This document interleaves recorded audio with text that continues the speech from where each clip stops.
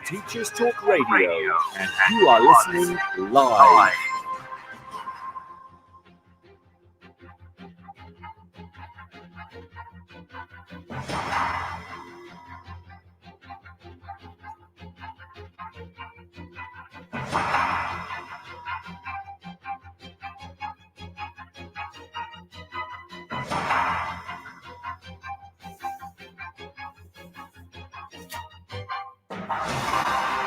This is Teachers Talk Radio, and you are listening live.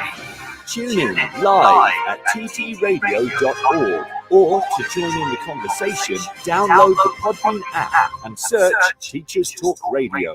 Follow the hashtag TTRadio. Tune in, talk it out with Teachers Talk Radio.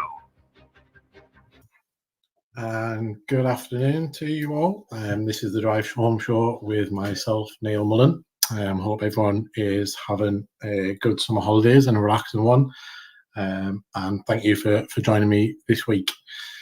This week, it's going to be a solo show today, so no guests this week, unfortunately. But I'm posing a big question this week, and I'd love to hear people's thoughts. So please do text in your thoughts on this question, and it's a big one. This show is going to entirely focus on what does inclusion look like.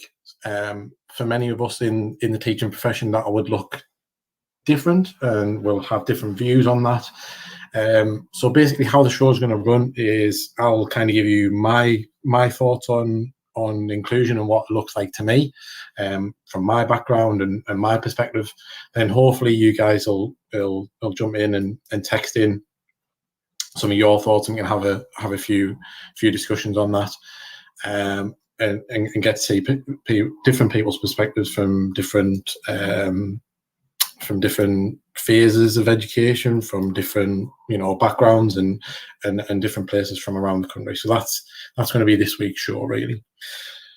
So inclusion, it's a word that is often widely used within education, and widely used within even teacher training practice. It's we have to be inclusive practitioners and inclusive professionals, which we all are. But the question that I posed this week is well, what does that look like, and what does inclusion actually look like to the class teacher, to support staff, to the learner themselves, to that school leadership team? What does it look like to parents, the carers of those children? What does inclusion look to that community in which the school sits? So in this first part of the show, I'm going to share you kind of what my thoughts are on that, and what I personally think inclusion looks like to me, and some of my experiences of the various roles that I've done. Then hopefully in the second half of the show, we'll get a few of you guys texting in with your thoughts on what that looks like. So for those of you that are just tuning in this week, or have yet to catch up on any of my other shows, is my name is Neil, and I'm a teacher of SEND adults. Have worked with SEND learners pretty much all my career, and have worked both in mainstream education and within in specialist education. I've done that across the different phases. So I've done primary school, secondary school, colleges, and now do adult learning. So I feel I've got quite a few different experiences I can share with you guys today. So for me, inclusion, what does it look like? So for me, inclusion tends to look slightly differently from a mainstream perspective to a specialist perspective. I've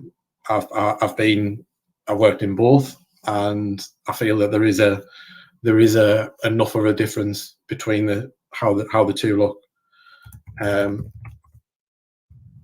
For me, inclusion in a mainstream setting is how, for me, just purely working with SEND learners within that mainstream environment, it is being almost inclusive and kind of going above and beyond to be seen to be inclusive. So that can be, it can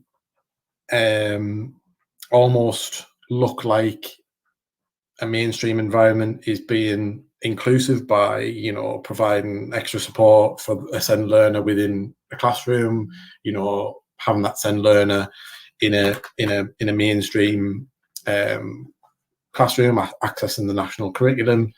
It can be seen in an inclusive policy, you know, whether that be you know, recruitment or actually just in inclusive practice of teachers in prospectuses to parents. It can be things within year groups and year teams where they you know share inclusivity. Excuse my mispronunciation there. So for me, when I've worked in mainstream settings, that's kind of been the vibe. It's kind of been actually everyone is still inclusive, but it's almost selling that inclusivity and kind of really, you know, highlighting those particular, you know, moments of inclusivity where, you know, oh that's really good inclusive practice. That's, you know, let's celebrate that success.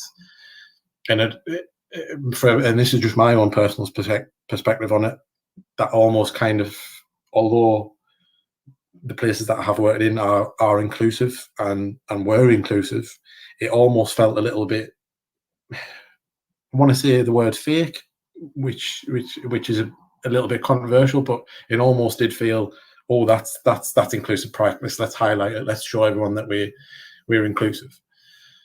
Now, from my own experiences working in special schools, it doesn't look like that. It really doesn't. It's more of a just a general feeling, and more of a general atmosphere of inclusion within specialist environments. It doesn't really need to be promoted. It doesn't really need to be highlighted, because actually all that we are doing is, you know, we are being inclusive professionals, but actually within that specialist community, there is inclusion, because all the learners there have particular needs. All the staff that are in that specialist environment are wanting to work with those specific type of learners. So actually, merely by being the establishment that they are, it's kind of being an inclusive one. So that kind of looks to me, from the establishments that I've been in, is where those specialist environments are so good, is that it almost becomes that, yes, you would have your own classroom, yes, you would have your own teacher support staff, but actually you would have a more wider inclusive environment where, you know, spaces are shared in terms of, you know, accessing, you know, specialist rooms or equipment. You would have classes meeting up with one another to share particular sessions. So that might be music therapy, it might be access and rebound therapy. You would also have you know, lunchtime clubs and after school clubs that were inclusive. So we would have, just thinking back to one school that I worked in, where they had a signing choir. So that was inclusive in terms of anyone could join, whether they had, you know, signing experience or not. They could still join in, learn the basic signs to the songs that they were going to learn, and it kind of was a broad and an inclusive environment. Going back to the mainstream side of things, where we said that it was highlighted within policy and within you know, highlighted within certain year groups. again, that was highlighted in policies when I've joined specialist establishment. It has been, here's our inclusive policy, but it almost didn't need to be shared with myself. It was kind of almost obvious in terms of actually just being in the school environment and being in that area with those staff, with those learners, that actually this is a really good inclusive environment, and everyone's working together to include everyone in whatever they want to do, without actually having that almost unnecessary thing of identifying it, highlighting it, sharing it. Actually, it's just this is the inclusive environment, and this is what we work in every day. So for me, that's kind of how I base or what I think inclusion looks like within a setting. But it can vary between settings. So where I'm currently at now is I currently work at a community venue, with learners coming to a specific community learning venue to do their learning. Now that is very different to a school environment. Our inclusive environment tends to be just our group now, because we don't have that wider school environment. We do have access to wider community in terms of the community building that we're in, and yes, everyone is valued and is included, but it's not the same as that school environment where there'd be access to a wider inclusion group. So for me at the minute, my kind of what it looks like is slightly altered, because I'm not in a school environment. Therefore, I'm not seeing that broader inclusion, between classes, between staff members, between learners interacting on at break and lunchtime. So I'm not really seeing that. I'm just seeing my own little group of learners as that's my inclusion, and how can we include everyone and celebrate everyone within our little classroom environment. So it's changed a little for me. I'd love to know people's thoughts on it, so please do text in. I know we've had a couple of messages so far, which we'll get to a little bit later on. So yeah, that's kind of what it looks like. But when researching about new things and when seeing new articles on inclusion and inclusive policy in practice, it kind of has challenged me what that inclusion looks like. So for me, that's I've explained what my ideal and what I feel about inclusive practice. But actually, within that inclusive practice, are we ever 100% inclusive? And reading inclusive policy articles and inclusive practical strategies and research that is a very hard thing to do, to be 100% inclusive all the time, because even within that inclusive environment that I've experienced, that what I base my inclusive look upon of a specialist in establishment, even within that, it's still not 100% inclusive, because actually there is specific need classes in terms of learners that have profound multiple learning disabilities will predominantly be in a class of similar learners.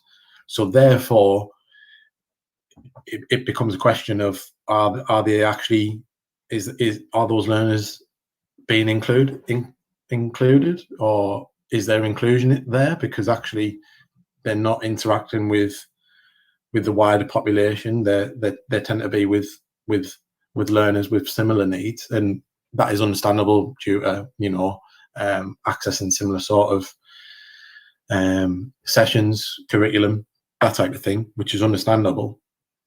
But actually, from an inclusive point of view, are we actually giving them the best experience at school by not allowing them to be with, potentially age-related peers who don't have a diagnosis of profound multiple learning disabilities. Similarly, with learners who are diagnosed on the autistic spectrum, they can often be, put in the same group, same classes as other learners who have been diagnosed on the autistic spectrum. So again, is that being inclusive? Again, we can see the rationale of why, because actually, potentially those learners may have similar needs, similar things that they may need to access in terms of their, accessing curriculum, accessing specific support. But is that establishment actually being 100% inclusive? Because they're grouping them similar needs together and not exposing those learners to potentially different arguments in terms of different classroom environments where they would have different needs and different learners. Again, you could go further from the research and articles that I've read. As a staff team, as staff, are we ever 100% inclusive? Because that's an ideal that probably we all strive for, but are we ever actually going to be 100% inclusive all the time? Within mainstream environments, that becomes quite hard. There's lots of learners all in one, for a specific time. There's probably only one teacher. Potentially you're a teaching assistant, depending on the needs of the learners.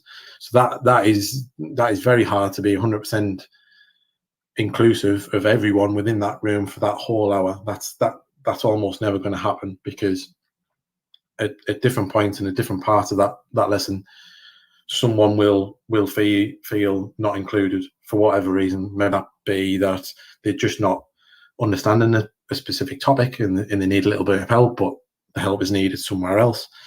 Whether that be actually a group is discussing something together that person doesn't really understand and kind of doesn't want to join in that discussion, or may actually be that they are just wanting to get on with their work and want to kind of seclude themselves away from that wider group. So mainstream, it's hard, but also within specialist establishment, it becomes quite hard as well, because not only within your own classroom environment, because there is different pressures, there's different needs on staff in terms of who they might support. So, for example, in the establishments that I've worked at, staff have been assigned a specific learner because they work really well with that learner and almost become like a one-to-one support, or they may have a couple of learners or a group of learners that they work with all the time. So then we're not really being inclusive for the staff, because they're only accessing, 2, maybe 3 learners at a time, and they get used to that, and that becomes the norm. So then their practice is not really developing and becoming wider inclusive, because they don't get the access to the other learners, which they may learn, about their needs and about how to engage them and include them in different activities a little bit more. But also within a wider population. So for those staff that are working with more complex and more difficult needs, they will naturally tend to spend more time in their classroom, because those learners will probably not go to the lunch hall, will probably not access playgrounds and outdoor spaces in the winter time because of needs. So actually they're not really being included in the wider school community, because they have to be with those learners who are in the classroom. And it's kind of, are we ever 100% inclusive? And for me, and from what I've read and my own experiences, I don't think anyone can be, I don't think it's possible, no matter what, what phase of education you work in, what type of learners you work in, what geographic area of the country that you work in. I don't think it's ever possible to be 100% inclusive. I think at times learners are going to slip through that net and not feel included, or not feel part of that particular activity, part of that particular session, for whatever reason. I think at times staff members can often feel not included with potentially being wrapped up with their own class learners, particularly being a bit isolated depending on the learner's needs, not being able to go and share social time with other peers. It can also be about the school's broader inclusive philosophy. Some schools I've worked in, and some establishments that I've worked in have been really good at sharing their vision of how people are included within their school, and how they are, how inclusive practice is shared, and how shared working, and actually trying to meet the needs of learners as much of the time. Some places I've worked in have communicated that really well by either, talking me through an inclusive policy, and giving me examples, allowing myself to go into other classrooms and to other, and see how other staff are doing inclusive practice. Actually, just allowing me to come in and almost look around the school before I joined, and get a little bit of a feel for it, because that can be a real indicator of whether a school is a good inclusive school or not, really, by going there and just getting that feeling for the place, and that really helps with those places. There's some establishments that I've worked in that actually hasn't got that sharing of what inclusion looks like in their organisation well at all, and that's mainly being done by, here's our inclusive policy, you can read it, and that kind of, it doesn't help myself as a teacher or support staff coming into that organisation to actually get to grips with what that inclusion looks like. And often in those establishments that I've worked in, when that's happened and I've been given an inclusive policy to look at and to read, I've often found that their inclusion, inclusive policy reads really well, but then in practice it kind of falls down in terms of there's not that shared vision, and there's not that shared inclusiveness, and that can be seen with almost class teams and learners being almost feeling isolated and slightly cut adrift, possibly due to their needs, or possibly because of the learners that they work with. Sometimes it can also be down to almost an environment that people can work in. So I feel like I've been quite lucky in terms of the environments that I've worked in, has been, really inclusive most of the time. One or two where that practice hasn't gone so good, but still being evident. But it would be really interesting to hear people's thoughts of actually, is there any times in schools where that inclusivity has almost become seclusion, really, and actually you as a teacher or you as a staff member have thought, actually, I don't feel included here with my set of learners, or I don't feel that the leadership team are really being inclusive. I feel kind of cut adrift from that. And I suppose from my own personal experiences, I've never really felt like that. But it'd be interesting to see that actually, has that actually been the case for people? Have you worked in a school or a sixth form or a college or adult learning? Wherever you've worked, have you ever worked in somewhere that you've actually felt, no, this isn't really inclusive. This is not inclusive practice. I don't feel included in either,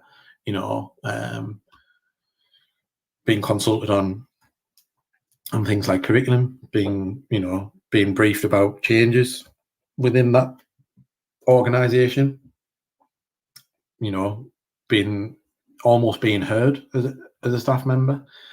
I've talked to quite a lot from the learner's perspective about being included, and I think with reference to myself, SEND learners, depending on their need, it's kind of hard to quantify what being included is and what inclusive practice would mean to them.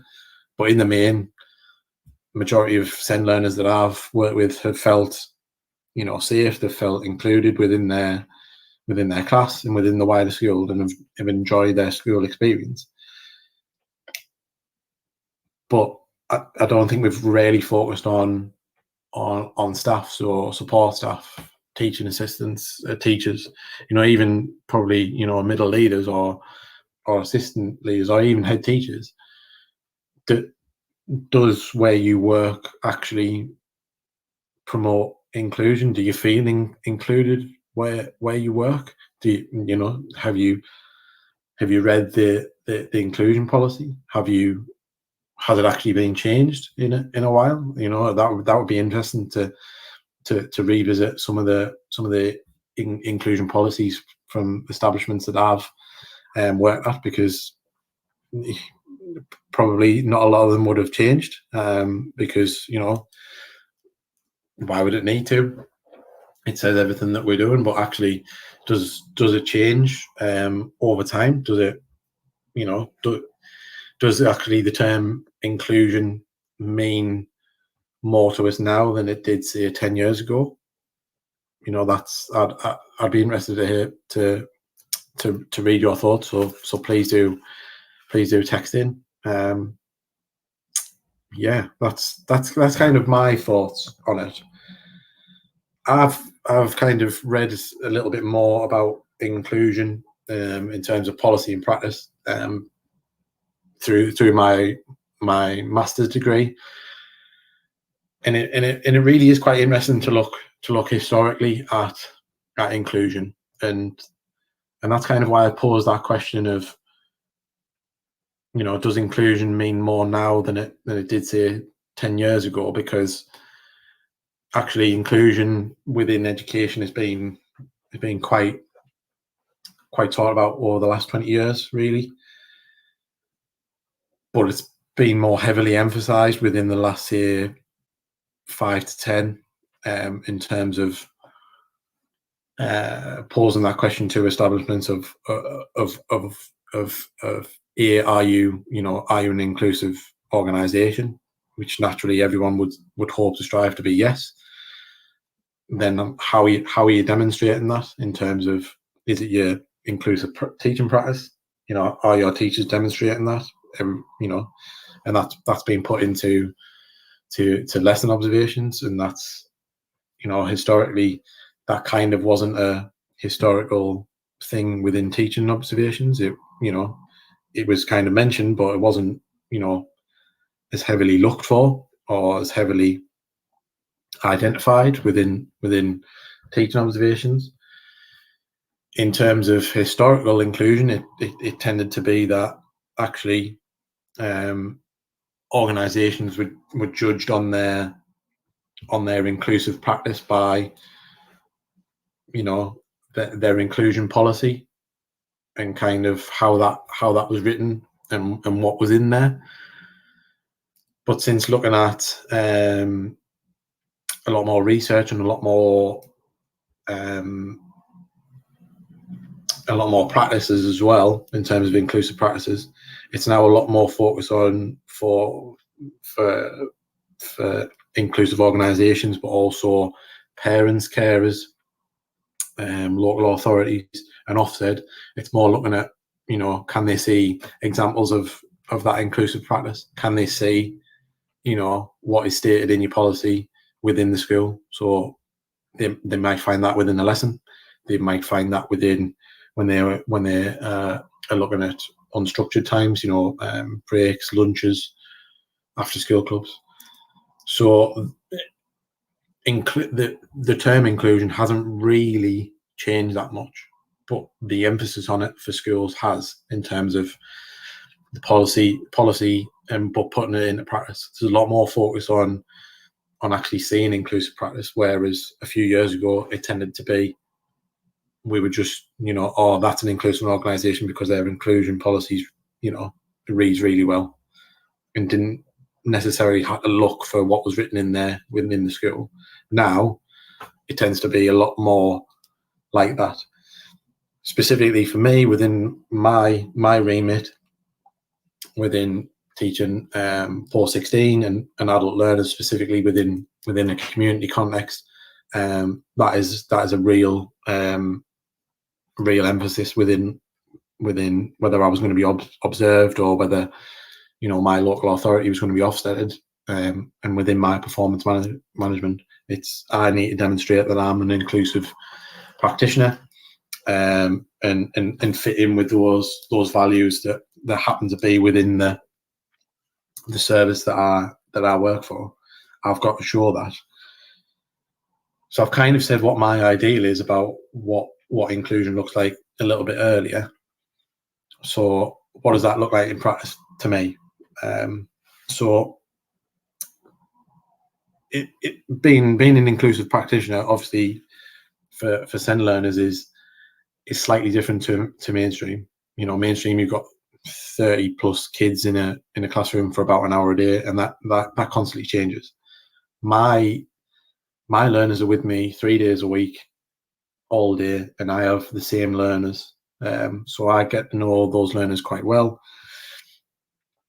and I get the opportunity to work with those learners more than a mainstream teacher would. So therefore, I get to know them as individuals possibly a little bit better, but I also get to know how a class dynamic works a lot more, and that kind of changes throughout the year, as does a mainstream setting, as you settle into the year and things like that. But really, within my group of learners, I've got a maximum of 8.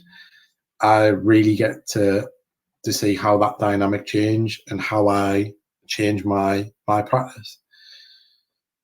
So in the beginning, at the start of every year, you're getting to know learners, you're getting to find out their levels, you're getting to find out, their strengths, their things they need to work on, potential barriers to learning, similar to mainstream. But then from there, kind of my inclusive practice kicks into gear. It's about finding out from my SEND learners mainly what their barriers to learning are, because a lot of the time when they come to my course, they've come to my course because they haven't really felt included in a mainstream, school, or they've gone to a college where they've been on a foundation course, and for some of my learners who do have needs, but have a lot more ability than what other people have perceived them to have, they've felt a lot of exclusion in terms of, they've been on that foundation course, they've just been given some work, not really tailored to them, and they've kind of felt excluded.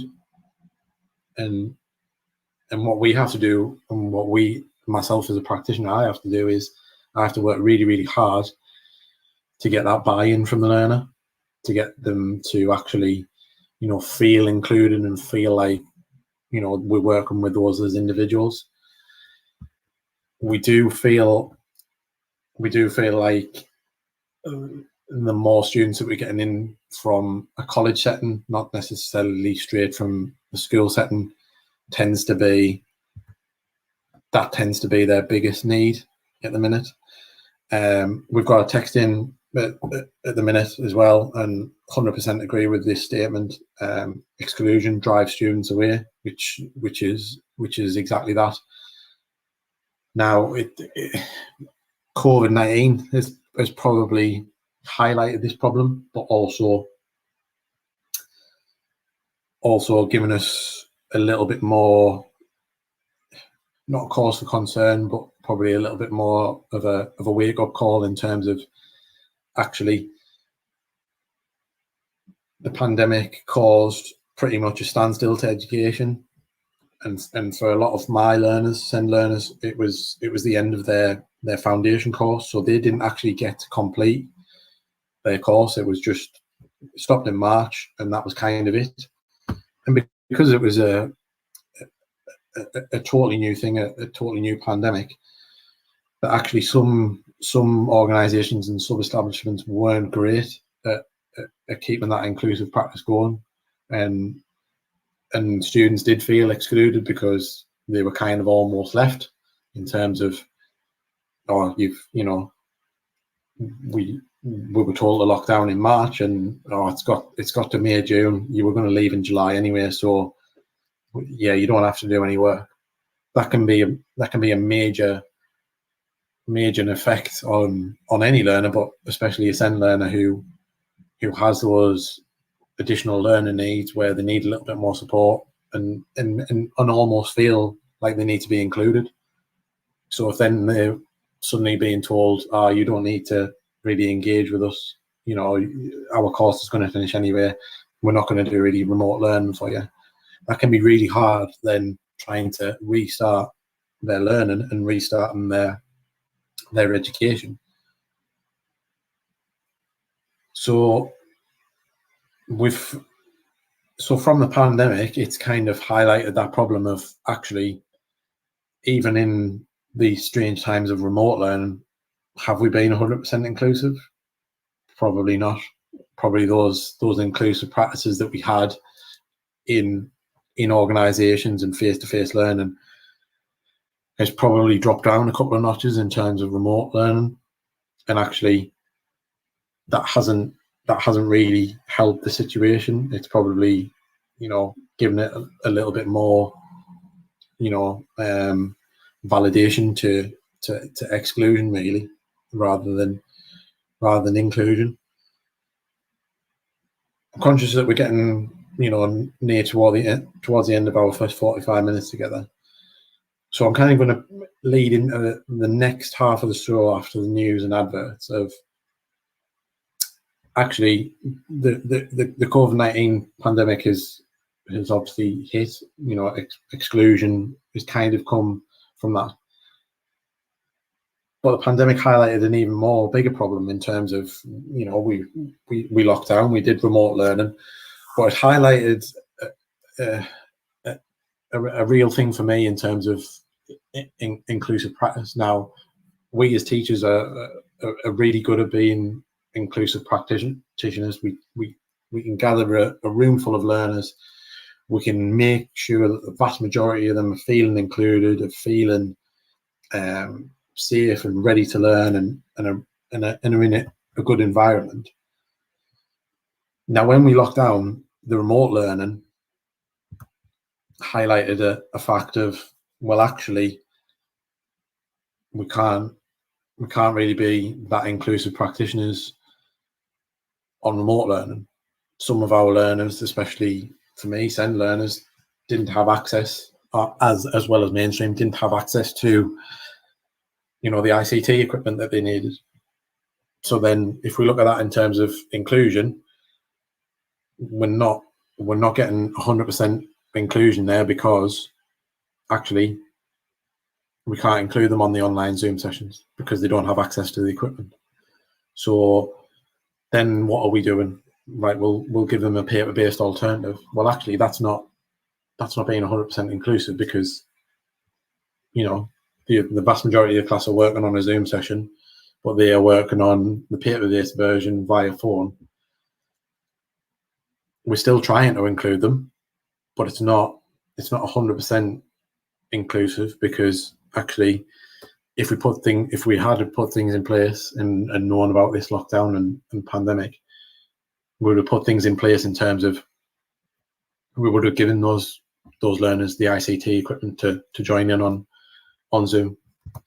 We would have, had a wide range of, or differentiated ways of remote learning. So those learners who couldn't access certain ways, the online classes or the blended approach when we went a little bit online, a little bit face to face.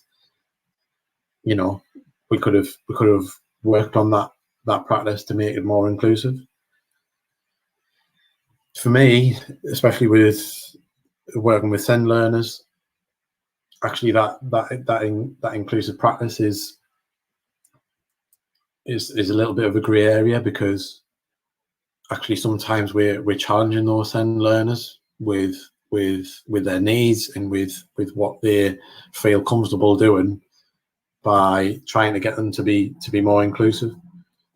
So for some learners, when we were doing remote learning last year, really didn't feel comfortable with Zoom or Teams or video chatting, weren't really comfortable with that. And although it's deemed as inclusive practice and we're including them with their peers and with the staff on that, they really didn't feel comfortable with it, and it brought on a lot of anxieties around, actually, I don't feel comfortable using this technology. I don't really want to do this activity because I don't feel comfortable. So for me, that kind of working with those learners kind of challenged me to think about, well, actually, do we need to be 100% inclusive, or do we need to pick and choose and think about how we make everyone feel included but feel comfortable within what we're doing? And actually, that ended up being one of the better decisions that I made from a practice on remote learning. It was actually, we took the approach of, we didn't exclude learners from online Zoom, but we give them the option of whether they wanted to do online Zoom or they wanted to do a paper-based approach with phone call, and we kind of had to do it that way. Yes, we would want everyone to be there on the online kind of things, because it was good to see people for the social interaction. But actually, within the inclusive practice, we've got to remember about the learner themselves and actually those needs that the learner have. And actually, is it the case of us trying to be too inclusive can often potentially drive people away and feel excluded? Can we be sometimes too inclusive, which can then result in our learners feeling like, no, I don't want to be part of this. It's too much pressure. It's too much anxiety. Is there a question for that? So as we're going into the second half of the show, I kind of want to get your thoughts on that. Is there ever a point where inclusive practice becomes exclusive practice, and we, in our attempts to be inclusive practitioners and create a wonderful inclusive environment, is there ever a point where we actually go the other way and we end up excluding learners because of that? I'd be really interested to hear your thoughts. So please do text in, let me know what you're thinking. So that's kind of our focus for the second half of the show, is by being too inclusive, are we excluding some? So that's what we'll discuss in the second half of the show. But for now, we're going to go to the news and to a couple of adverts. See you in the second half. This is Teachers Talk Radio, and this is Teachers Talk Radio News.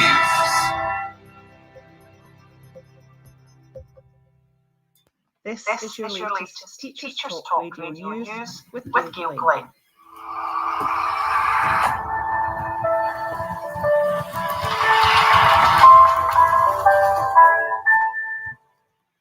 In Edinburgh, St Andrew's Fox Covert Roman Catholic Primary School has been awarded the National Learning Outside the Classroom Mark Gold status. The mark was awarded by the Council for Learning Outside the Classroom and the National Voice for Teaching Beyond the Classroom, which is known to contribute to raising attainment and improving pupil and staff well-being. Rebecca Favier, head teacher at St Andrews, said, "Being awarded the gold mark is a tremendous achievement for all the staff and pupils. That we are the first school in Scotland to achieve this makes it even more special. It shows that we are providing our pupils with potentially life-changing opportunities to learn in meaningful contexts." Dr. Anne Hunt, Chief Executive of the Council for Learning Outside the Classroom, said, "Learning outside the classroom has many proven educational benefits, as well as providing some of the most valuable and memorable experiences in a child's school life."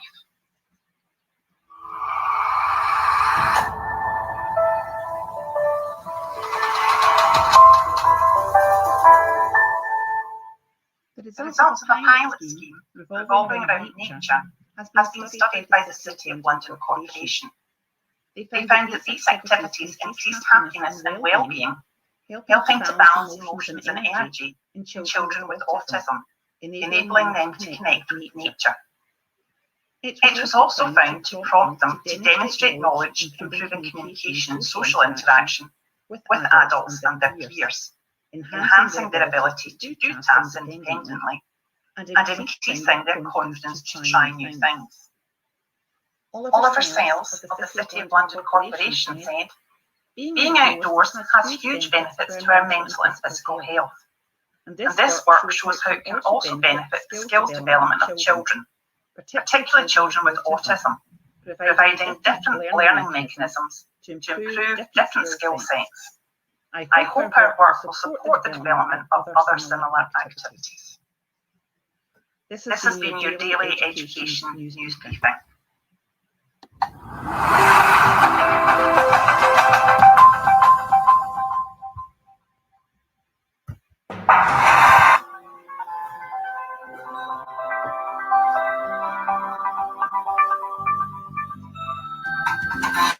Creative Resources, made for teachers by teachers. At Creative Resources, we've been rethinking what a classroom can be. We've created a huge range of more than 2,500 original and exciting resources that span across more than 15 different subject areas. Whether you're looking for primary or secondary level resources, careers options, PSHE, arts, or humanities, Creative Resources have the resources for you.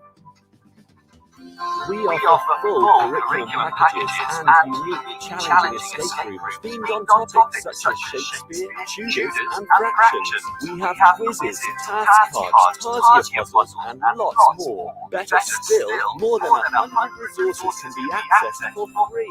Just visit our website, www.CREATIVEresources.com. You can get 10% off any order you make on our website by using the discount code TT Radio. Creative Resources, made for teachers by teachers. Every teacher loves stationery, right? Imagine getting a selection of fun, beautiful and unique stationery items designed and selected especially for teachers, delivered through your door every month. You need to check out teacherslovestationery.club. I'm always so excited when the box arrives. It's such a treat. My Teachers Love Stationery box is just a little treat to myself every month. It's always full of delightful and surprising items, including some really good quality stationery brands like Faber-Castell and Stillo. And because you never know what you're going to get, it makes it even more fun and special. It feels really great to be supporting a family business that's run by real teachers. I can't help feeling like they just know what I'm going to enjoy using stationery-wise better than I do myself. Visit teacherslovestationery.club and enter the code TT Radio when you buy your first stationery box to save £2 today. Teachers Love Stationery. leadership.club. Introducing the Leadership Masterclass series by Diana Osagi. Learn how to ditch your fears and develop your leadership confidence. How to deal with difficult colleagues. How to thrive when you lead in a challenging environment. And how to get colleagues to buy into your vision.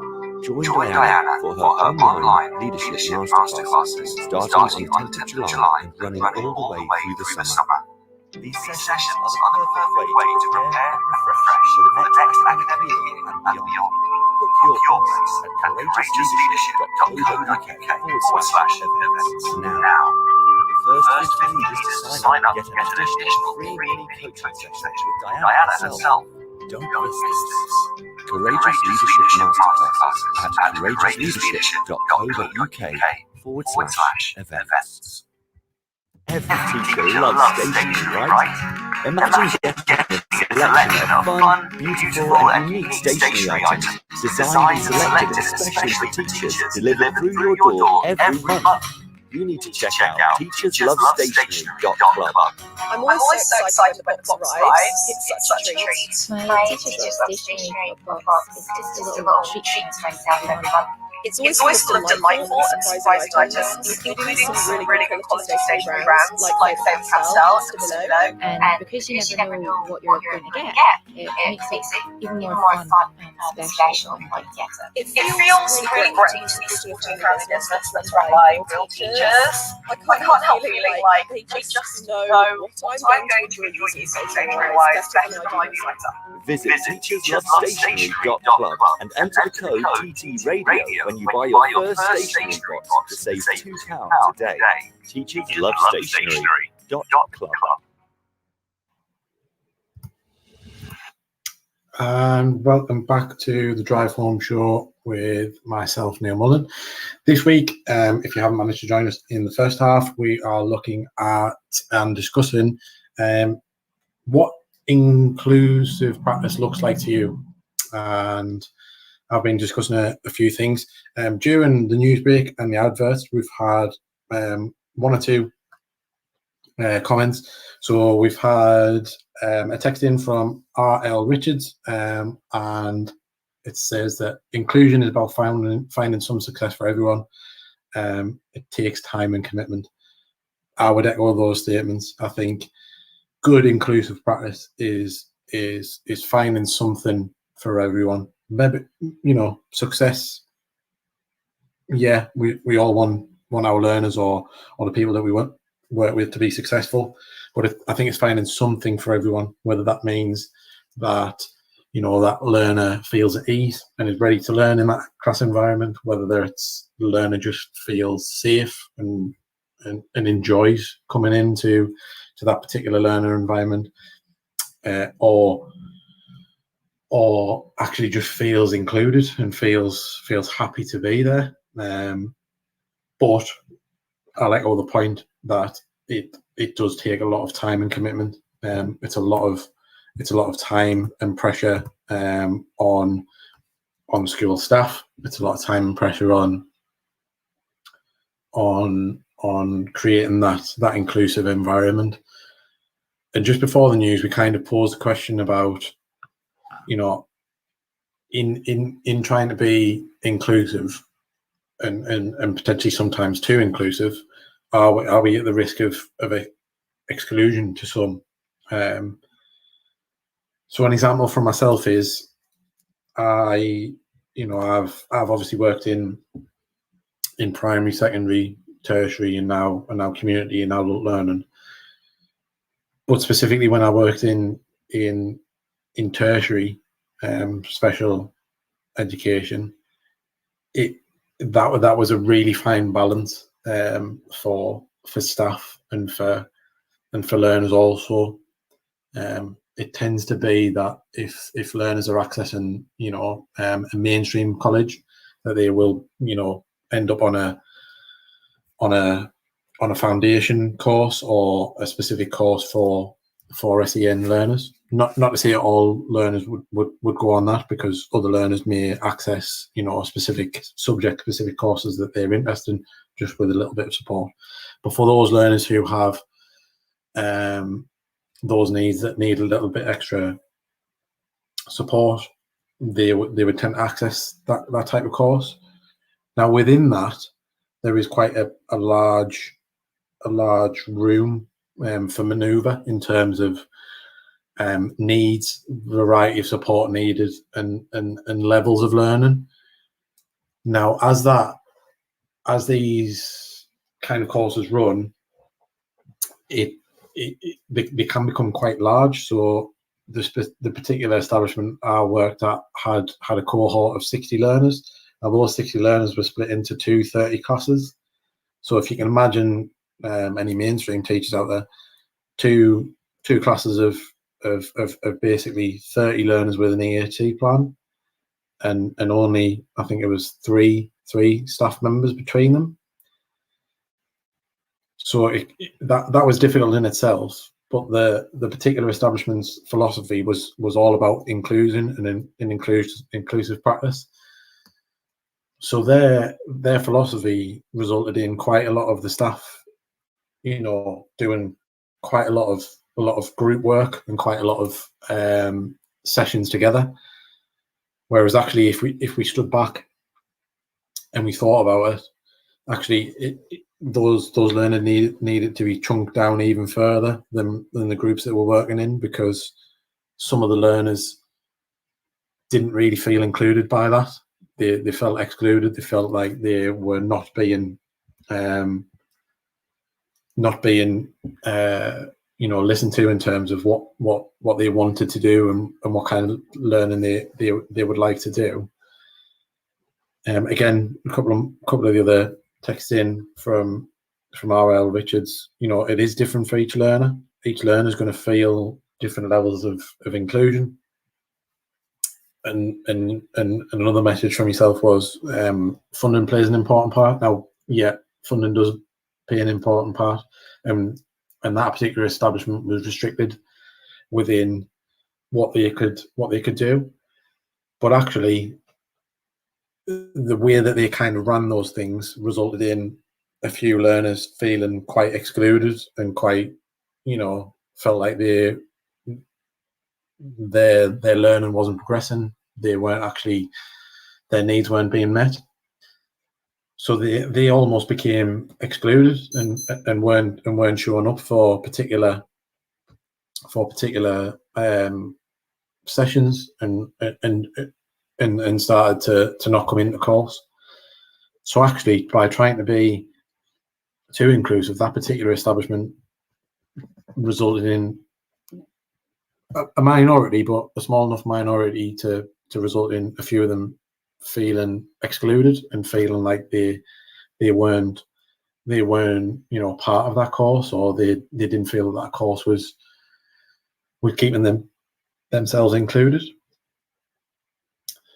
But on the other hand, there are other organisations that find that balance between being inclusive but actually also being selective about that inclusivity. So yes, we're all included, we're all one class, but actually we sometimes need to break down into smaller groups, and we need to actually take a group away and they go and do a separate activity, or they go and do separate learning for this particular session, because that's going to benefit them and their learning needs.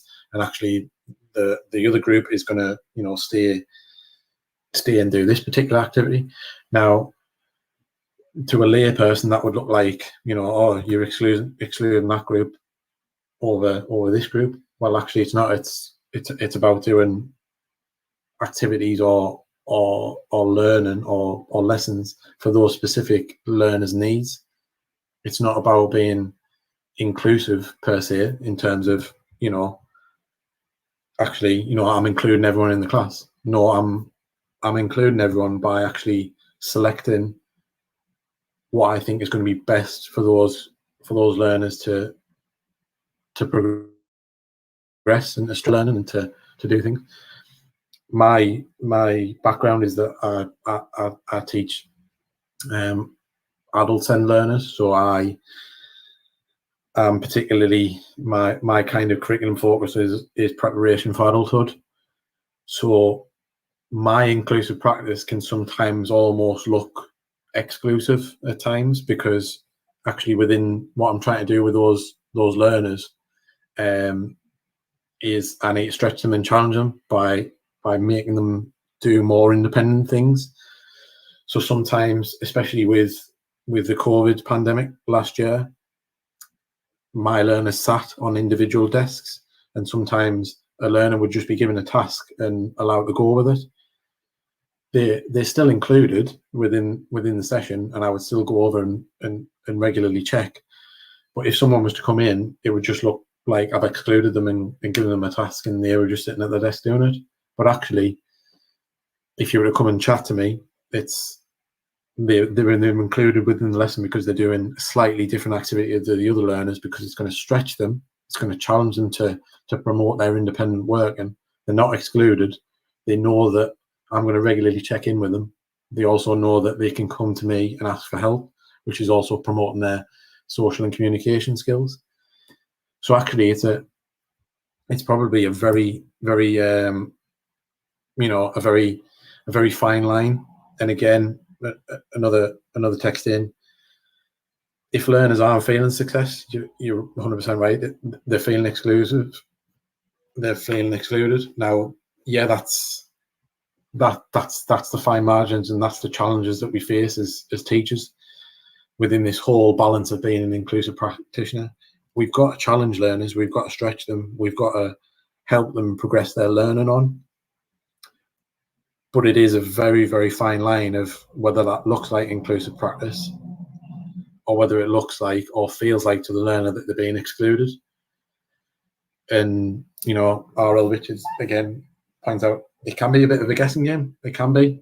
But I think as you become more experienced as a teacher, you get more in tune with your learners in terms of, are they feeling like they're included within this classroom? Are they feeling like they're included within this course?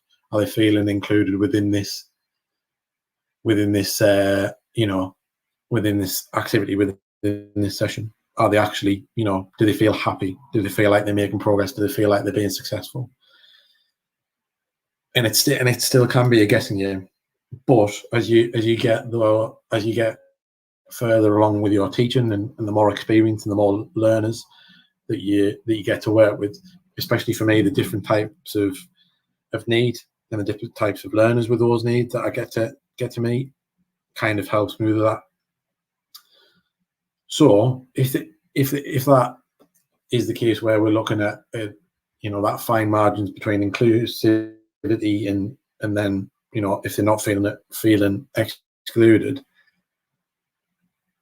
it's then how do we then try and win those learners back? Or in the beginning, we discussed at the start about learners who have, for whatever reason, felt excluded at an establishment, and then they come to your school or they come to your course or organisation. It's then how do we get those learners feeling that they're included?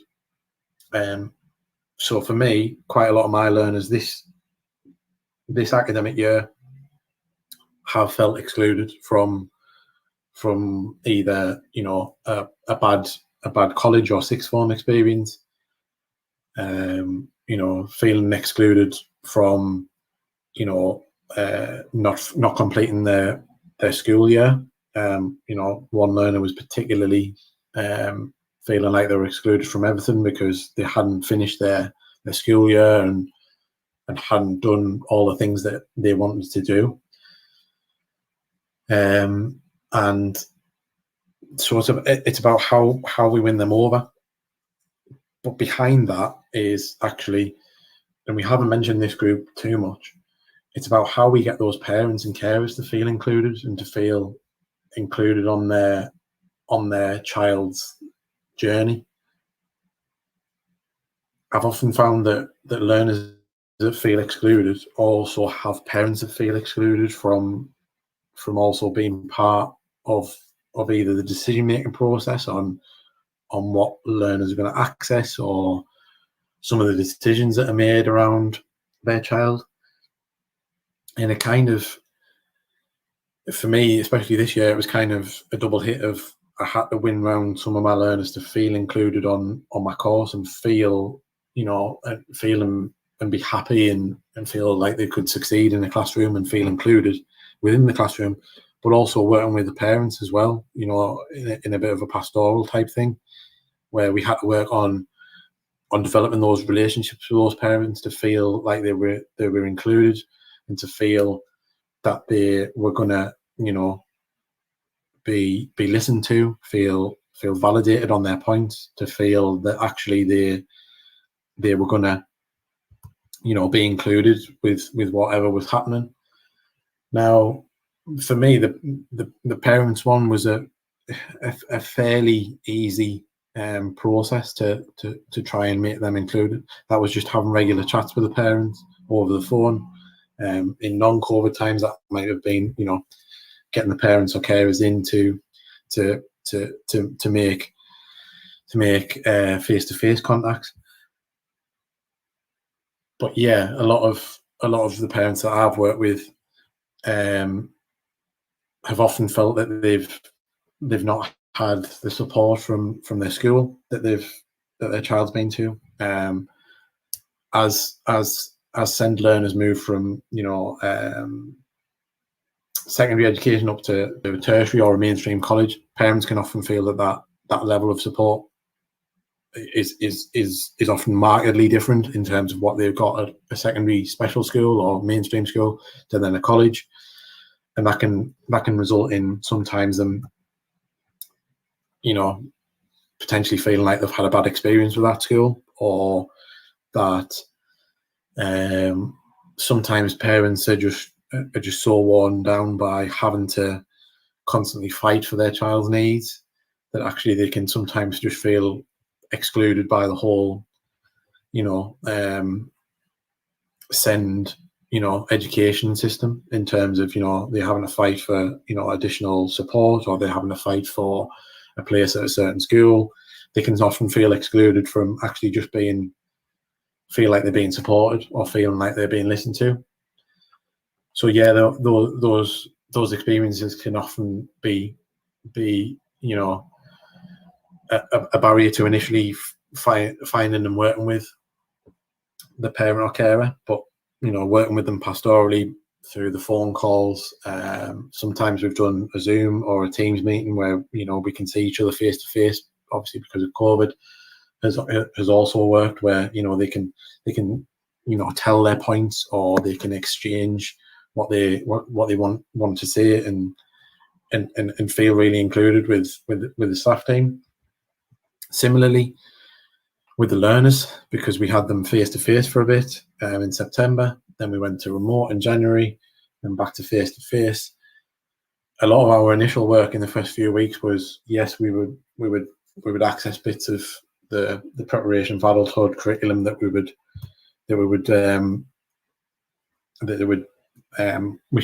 need to access, but a lot of it was working on just making them feel included within the classroom. So that was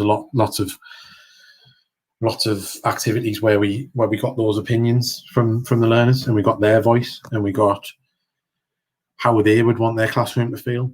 So a lot of it was quite self-advocation, which again kind of links back to the parents' experience. And again, R.L. Richards made a really good point. If parents can often feel excluded because they're constantly having to advocate for the children, so we kind of made that a key focus for our practice of, we're going to, where appropriate, those learners were going to be advocates for themselves within the classroom. So telling myself as a teacher, but also the learning delivery assistants about, what kind of the best ways to support them, what kind of activities do they feel anxious about, what, are they a learner that wants to just be given some work, an explanation, and then kind of just check-ins, so they just go and work independently? Do they need a little bit more support? So we kind of focused heavily on that in the first few weeks, which allowed those learners to feel almost in charge of their own learning environment. It gave them the advocacy to say, actually, this is what we want our learning environment to look like. This is what we want to this is what we want it to feel like. This is how I work. This is, these are some of the things that I've never really done before. Could you help me with them? That type of thing. And I think the key is for inclusive practice, whatever level that you're at, whether you're at a top level or middle leadership, teaching, support, and whether you're the learner yourself, parent, carer, external organisation, is actually listening to the individual that you're working with at that time. So whether that be the head teacher listening to their staff on what inclusive practice looks like to them, or what the inclusion policy should be within their organisation. It should be that teachers and support staff should listen to learners and what they feel is inclusive practice, or what works well for them, or what support they need. That, for me, especially with SEND learners, that's been a major buy-in in terms of, for me in my practice, has been looking at what has worked well for them, and almost giving them the blank canvas to say, what does your inclusive learning environment look like? You tell us, and then we'll go and create it together in tandem. I have my own ways of being inclusive, but you tell me what you feel like it would look like, and I'll adapt my practice.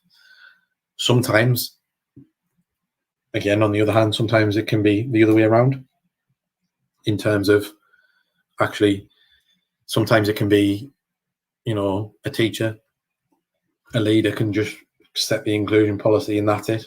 And this is how we're going to do inclusion. Well, that's not really inclusion. That's exclusion to others and their opinions.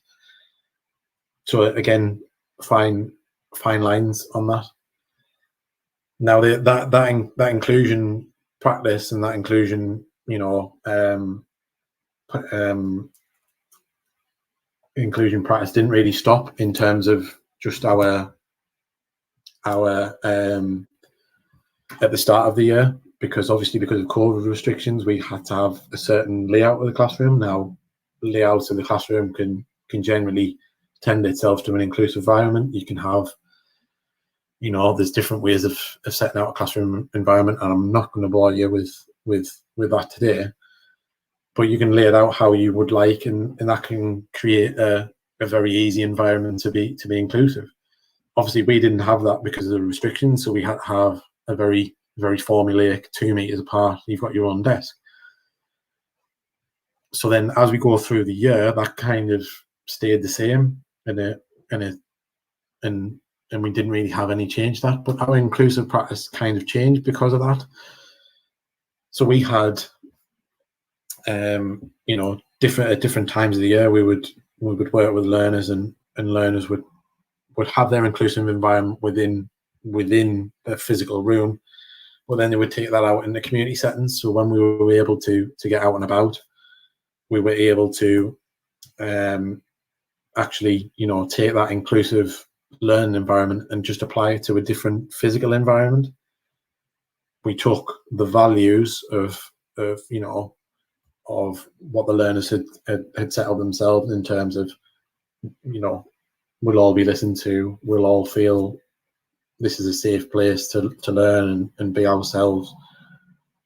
We'll all learn at our own levels and be comfortable with that.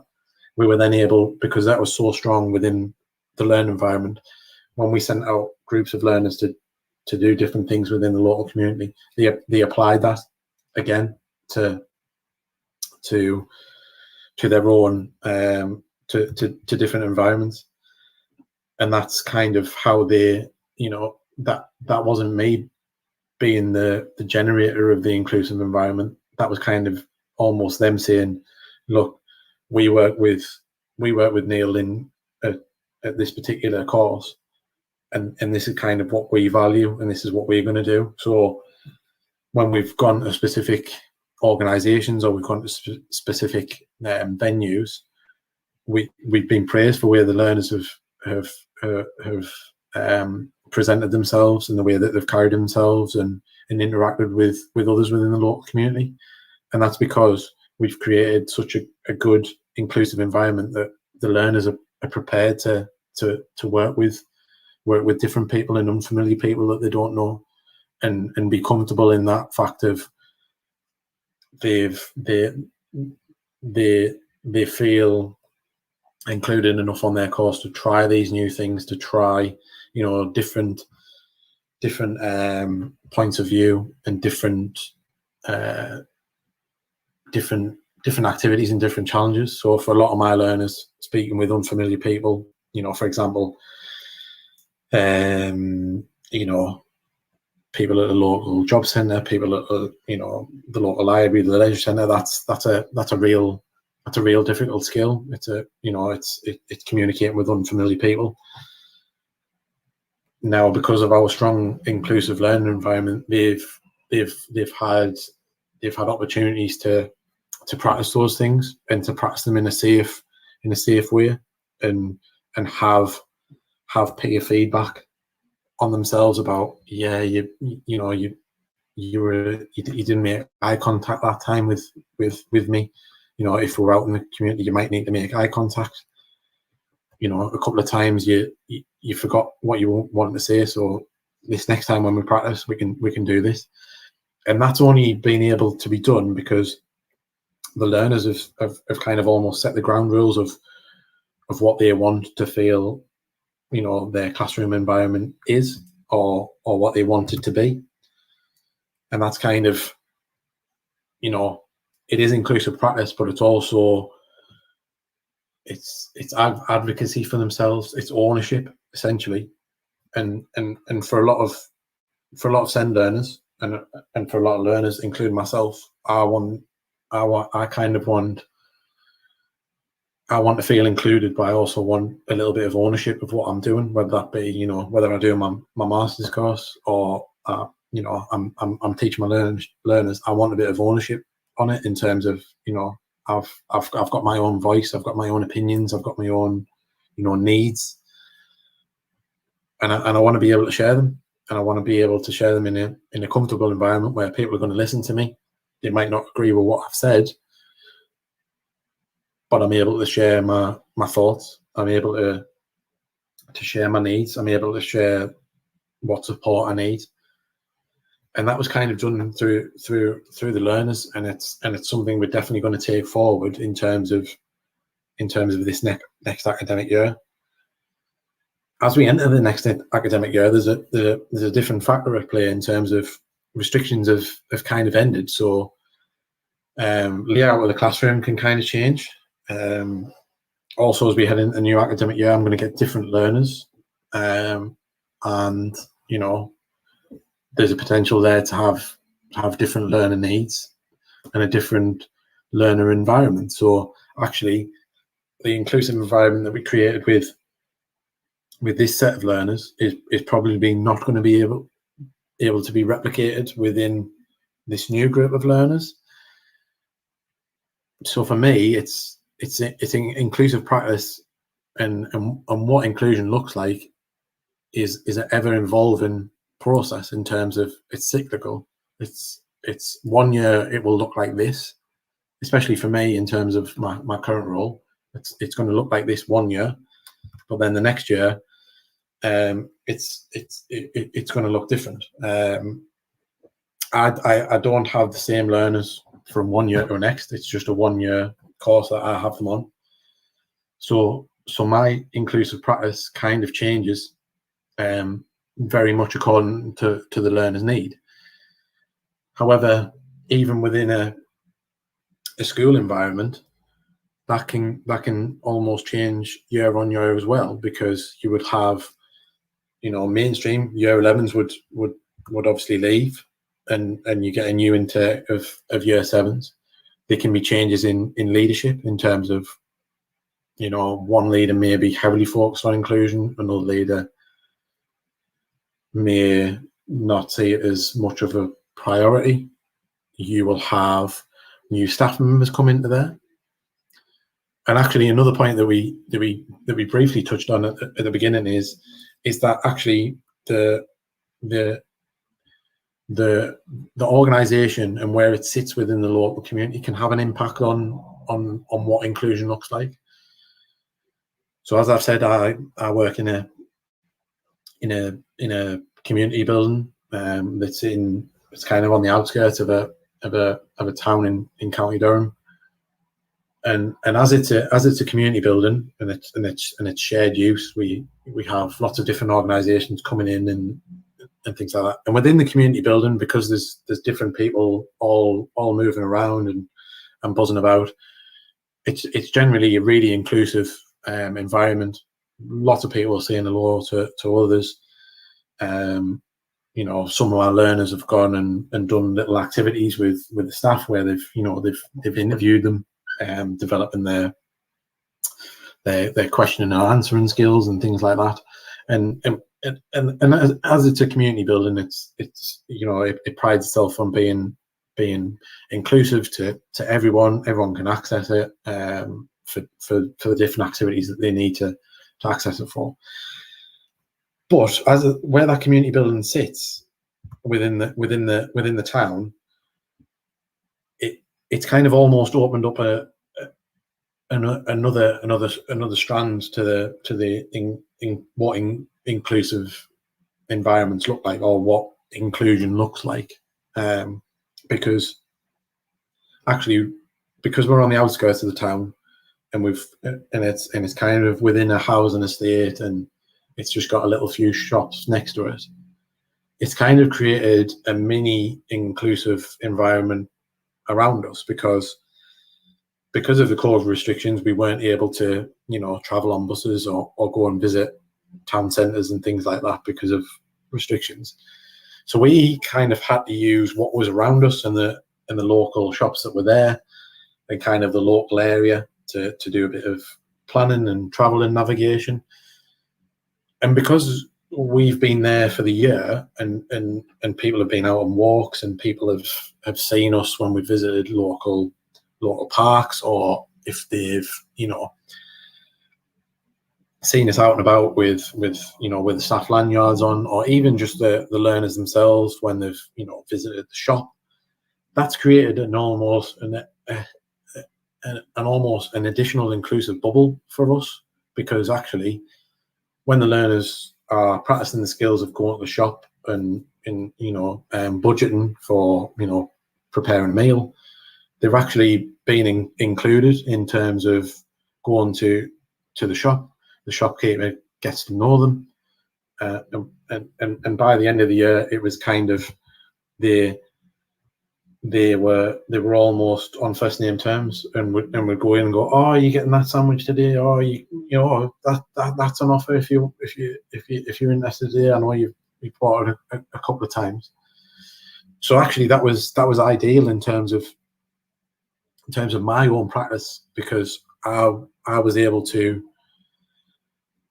kind of allow the learners to go off and do individual activities, 100% feeling that they were still within that inclusive environment.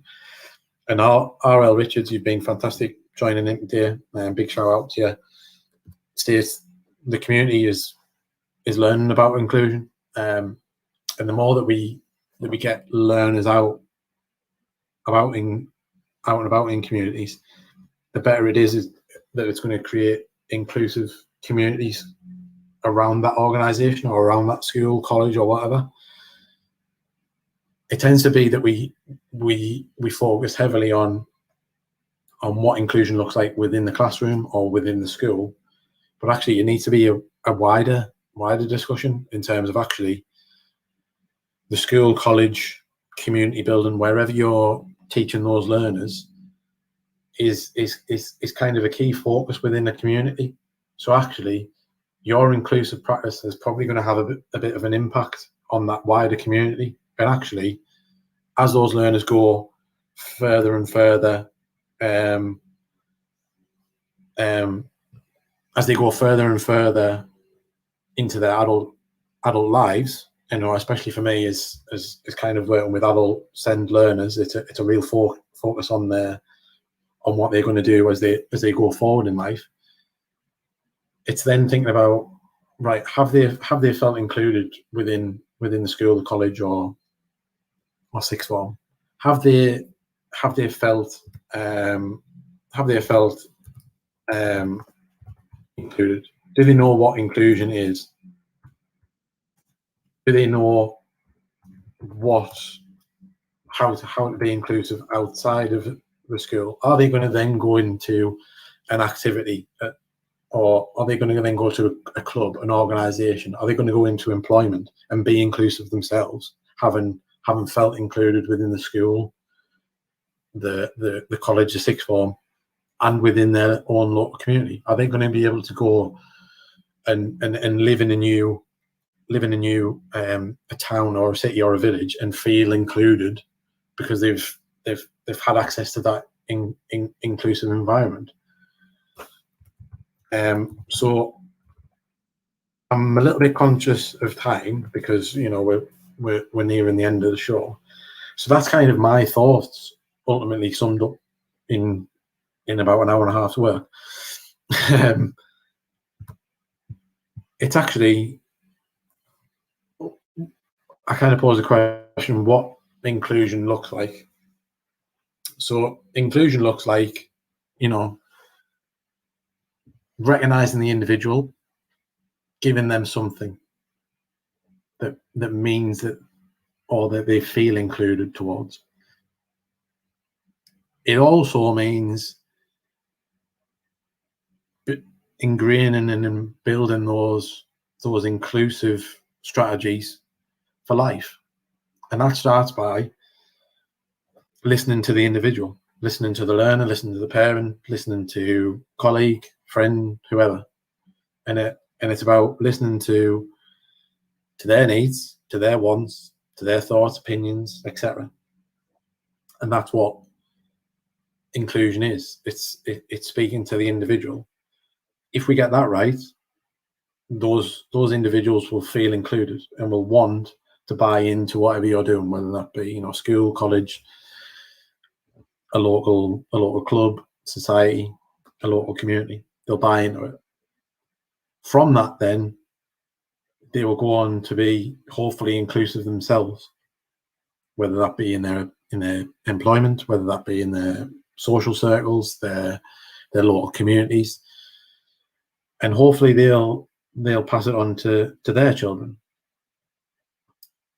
And I think that's what good inclusion looks like, that we build in the good inclusive practices at the beginning that allows those individuals to have those feelings of being included, and to know and understand that actually I need to work with the person that I'm working with to make them feel included. And that's how it keeps going on. And we build that into their lives, and we build that inclusive message as part of our lives. Do we get it right all of the time in this country? No, we don't. Do we get it right around the world? We probably don't. But there is some really, really good inclusive practices out there. Some really, really good people who are wonderfully inclusive and can share that and give it to other people, so that then they become inclusive. So to sum up, because we're running out of time, what does inclusion look like? It's giving something meaningful to someone, allowing them to voice their opinions and thoughts and needs, and then allowing them to build those inclusive skills themselves that they can take on life and share with other people. And that's kind of what I think good inclusion looks like. Please feel free to tweet me at nmullen1988 with your thoughts on what inclusion looks like, or the Teacher Talk Radio page. I hope you've enjoyed listening this afternoon. Next week we're kind of little bit up in the air in terms of what we might be focusing on. In the coming weeks, I do want to focus on what it's like for siblings who have a brother or a sister who has a disability, and also looking at more therapies. But hope you've enjoyed today. Enjoy the rest of your week. I've been Neil Mullen. Thank you for listening.